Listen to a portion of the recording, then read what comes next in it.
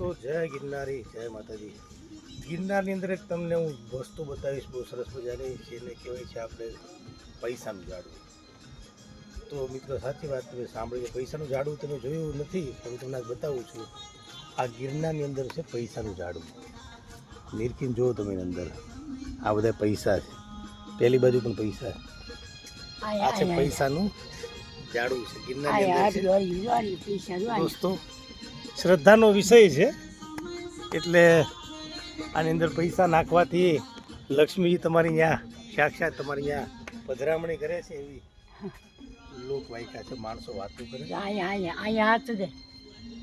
તો જુઓ તમે, આ જે પૈસાનું ઝાડવું છે, 10ના સિક્કા છે, 2 રૂપિયાના, 5 રૂપિયાના, 10 રૂપિયાના, અલગ અલગ સોનાનો સિક્કો લાગે, સિક્કા પણ છે.